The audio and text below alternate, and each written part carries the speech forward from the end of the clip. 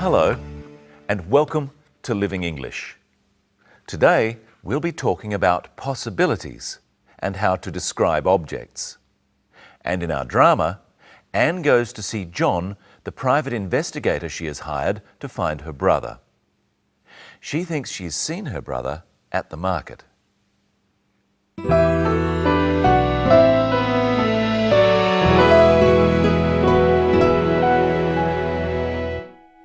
I thought I saw David at the market, but I didn't get a very good look and I lost him in the crowd. Oh, when was this? Just yesterday.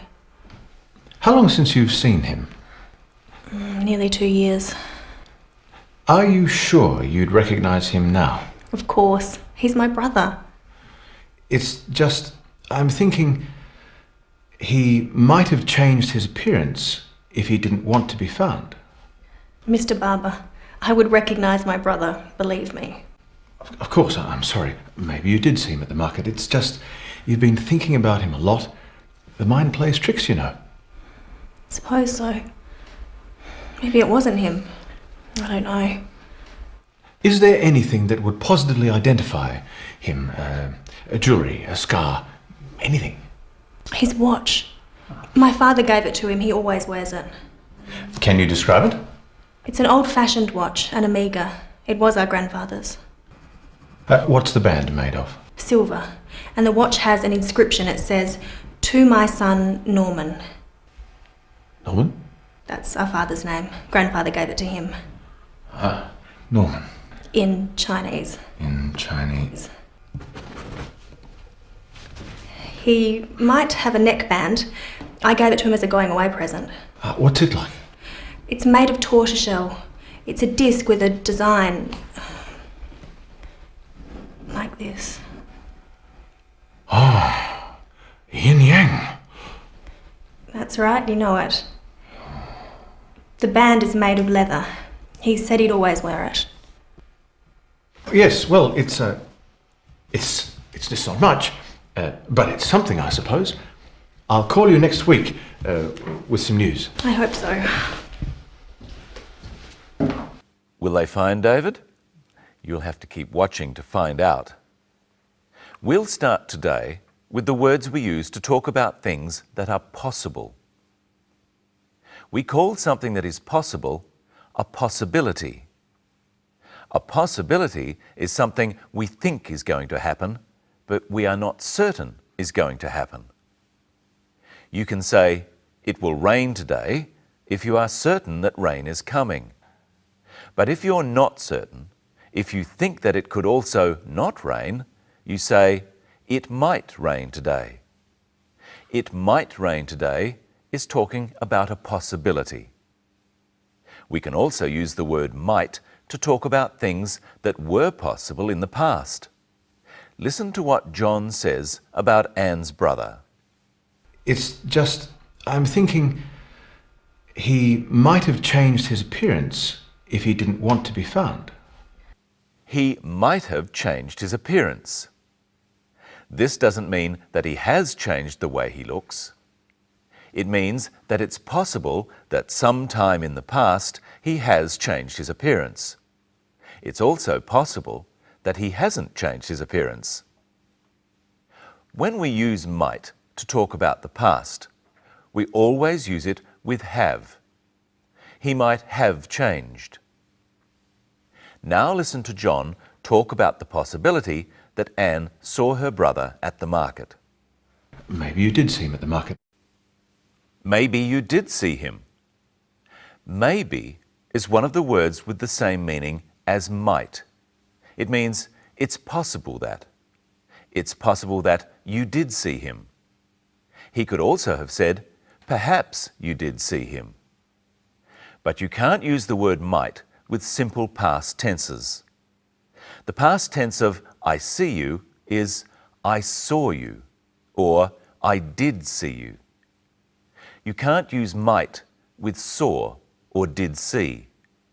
You must use the past participle. This is the form of a verb used with have. The past participle of see is seen. I have seen you. So instead of saying, maybe you did see him, John could have said, you might have seen him. In regular verbs, or when the ed ending is used to form the past tense, such as in the word changed, the past participle has the same form. Changed is the simple past tense and the past participle. He changed.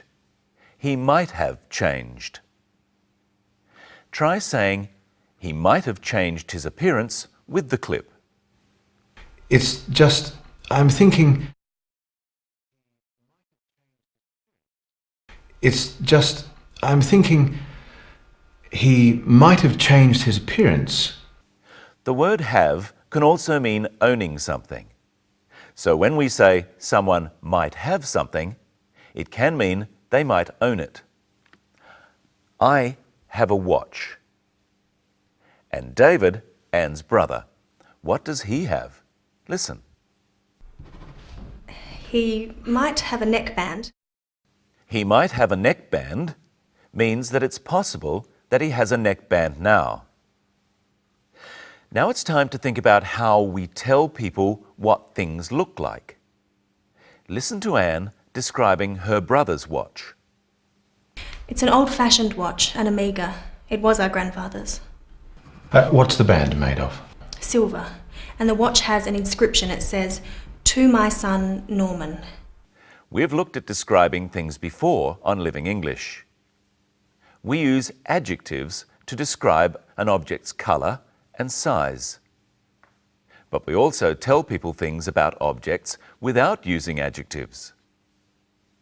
First, Anne describes the watch using an adjective. See if you can guess what it is. It's an old-fashioned watch. It's old-fashioned. She means it's made in a style that isn't modern. Now listen to how she says the same thing without using an adjective. It was our grandfather's. Because it's her grandfather's, it's probably old-fashioned. Listen as she tells us what's special about the watch. And the watch has an inscription. It says, "To my son, Norman." Now listen to Anne describe the neckband she gave to her brother. It's made of tortoiseshell. It's a disc with a design like this. What's tortoiseshell? Here's Michelle to help us. Hello, Michelle. Hello, Brenton. Hello, everyone. Tortoiseshell is a yellow and brown mottled material, like this hair clip. It used to be made from the shell of a turtle called the tortoiseshell turtle. But now it can be made of plastic. So this is plastic tortoiseshell. Yes. Now listen to what the bit of David's neckband that goes around the neck is made of. The band is made of leather. This bag is also made of leather. Now, I've got a few things here that are made of different materials. You tell me what material they are made of, and at home, put it in a sentence, such as, the bag is made of leather. First, the vase. Glass. The vase is made of glass. Next, the spoon. Steel. The spoon is made of steel. The cup. China. The cup is made of china. The T-shirt. Cotton. The T-shirt is made of cotton. The book. Paper. The book is made of paper. Now you ask the questions, like this. The book. What's the book made of? It's made of paper. The spoon. What's the spoon made of? It's made of steel. The bag. What's the bag made of? It's made of leather. What metal is the band of the watch that Anne's brother always wears? What's the band made of? Silver. It's made of silver. Silver is another metal. It's an expensive metal, or a precious metal. What's another precious metal, Brenton? Gold. We have some things made of different materials. Let's describe their properties and see if you can guess what they are made of and what object it is. What are properties? Well, we'll find out. First, it's hard. It's transparent and it breaks easily. What does transparent mean? You can see through it. It's clear. Then the material must be... It must be glass. It's the vase. Okay. This one is shiny, it's hard, it's opaque, and it comes from a mineral. Opaque means you can't see through it. What do you think it is? It's a metal. It's steel. So the object is the spoon. It's another metal, it's shiny, but it's pliable. Pliable? You can bend it easily. Then it's tin. And we call this object a tin because it's made of tin. It's pliable, it's soft, it stretches, and it comes from a plant. That must be the T-shirt. It's made of cotton. And finally, it's pliable, it's dull in colour, it doesn't stretch, and it comes from an animal. Then it's the bag, which is made of leather. As well as saying things are made of a material, we can use the names of the material as adjectives. How do we do that? Well, this is a bag. It's made of leather. So what sort of bag is it? It's a leather bag. And what sort of vase is it? It's a glass vase.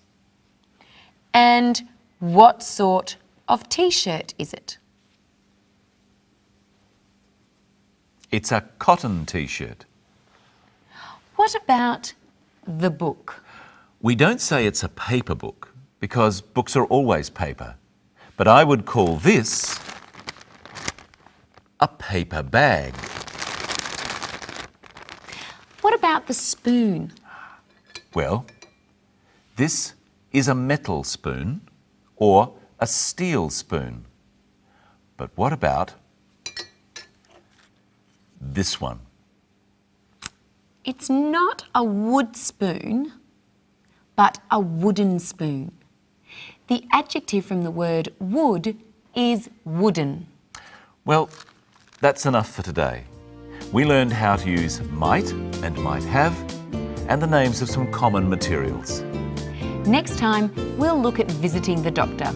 And the present perfect continuous tense.